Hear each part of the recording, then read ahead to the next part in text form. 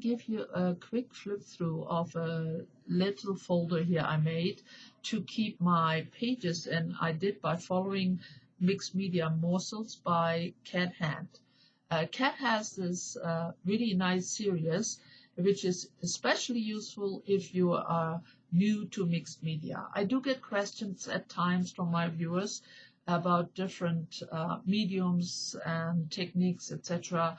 And they mention that they're very new to trying out different things. And even though I do process videos and throw in a little bit of tutorial here and there, I don't do classes, but Kat does. And this Mixed Media Morsel series is fantastic if you are a new mixed media artist. So please check her link in the description box and also up in my iCard and give her a visit.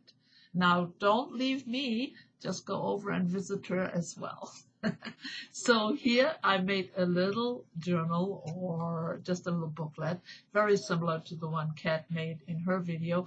I just have a different format, and I use corrugated cardboard. So as you can see, I ripped a few pieces away here and there, so you can see the rips. I added a little bit of bling into some of them, and the rest is just bits and pieces of paper I decoupaged on the cover, the back as well, which is more simple. And then I added some paint. I covered it all in Mod Podge, added a little butterfly with a flower for a simple embellishment. It has the MMM here for Mixed Media Morsels.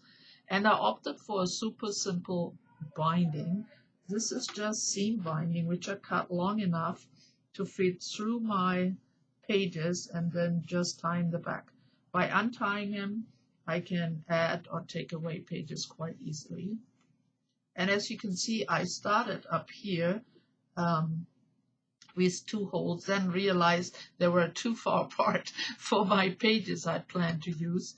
So I did the little zigzag, and the inside holes are really the ones who hold my pages.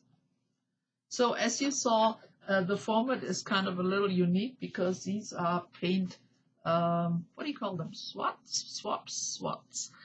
Paint sample pages. And I had a few of them, and I never knew what to quite do with them. So I started using them for this. I gessoed this side where the writing is. This is already gessoed. And then it makes a bit of a mess because I do a whole bunch at a time. They're all laying on my table.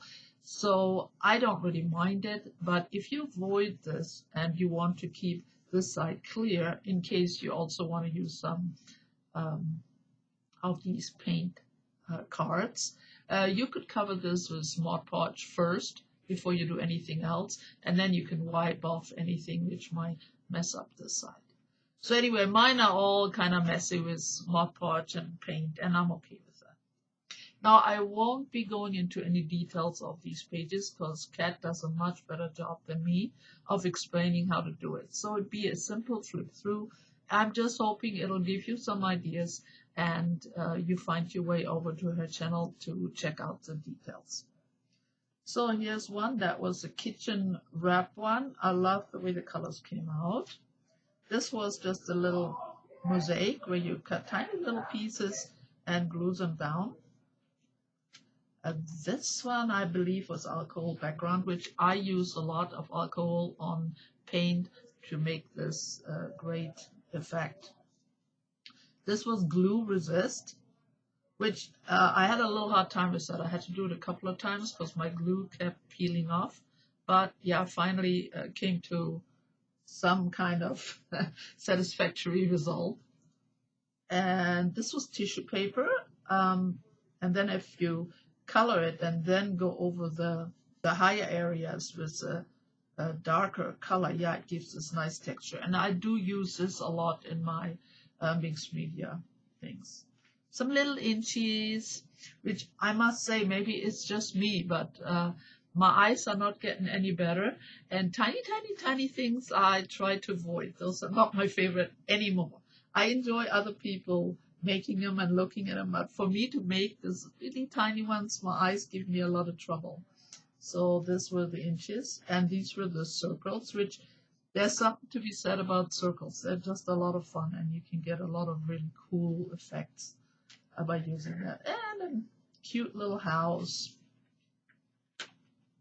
And the birds, it says wing to wing.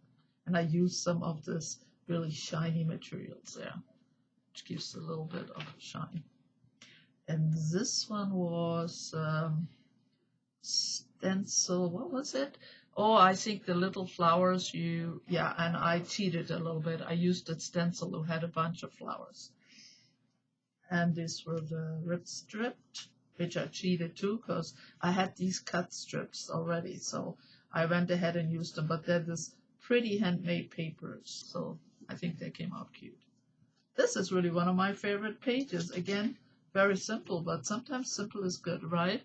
Yeah, I like the color combination on this one. These were the borders and some stamping. And this was, again, a little mosaic one. That was fun. I used a drop-off sheet for this. I cut it in pieces. Yeah, that was a lot of fun. And there are the famous butterflies made by, you know, folding pages together and adding color and then opening it so you get an equal amount of paint on both sides. And this was using an image from a napkin.